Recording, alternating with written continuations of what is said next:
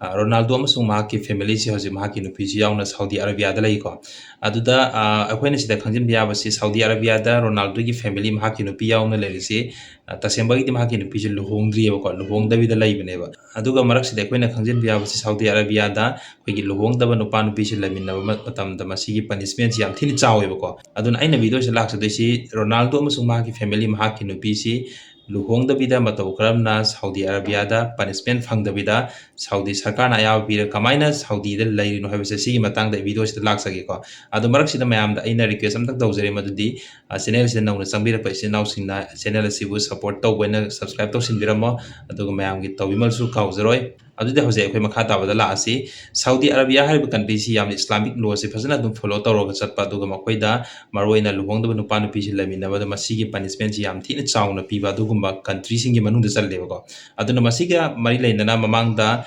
example kaya ama lei maming di panjaroge ko mayam internet su laibani mayam adum check tawbi bi ai habidi mamangda kaya rak thokhreba de luhongdaba nupa nupi si apartment amda leminaramba da ge room amada leminaramba da gi animak nupa su nupi ju pharaga dumaina jail la thamkiba gi wari leihreba ko adubu handaki matang se di Ronaldo amasung mahakki nupi se sigi oina di Saudi Arabia na ayaba piraga Saudi da leihallieba aduna aikoina sida khanbiya kanagumba mioi mayam khalapia maramdi makhoi gi law si mi khara khatang chatnabra natraga ato topa aphau mi sing da di chatnadabra ha wakhalam su kayam su leiramgani ko aduga ina marak sida mayam da ina clarification amtang pijage madudi aina semjare video si masi Portugal natraga Ronaldo si thabagi mahakunu sidabagi wari nate ko maru aina Saudi gi law da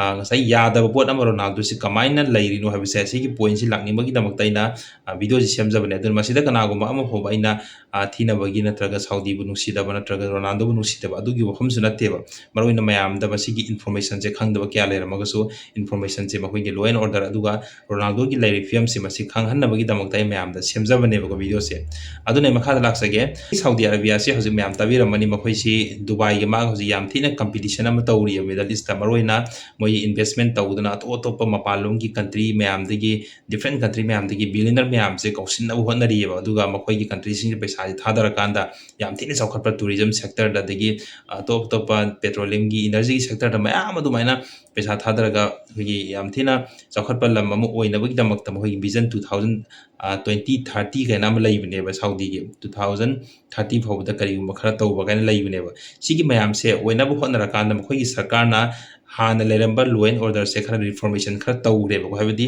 akoina hana de gi lai potsida strict si yam thina oiraga leraga di mapalam gi investor mayam se masina makoida hangoibam phawroni aduna akoi khara maming leiba aduga akoigi prithvi da popularity yamna leiba aduga misak singse sigumba singsi de akoina madu relax taw tho akanda akoida lehela kanda aduga akoi investor singse changak nabagi damakta sinsina dumaina reformation khara tawkhibne ba ko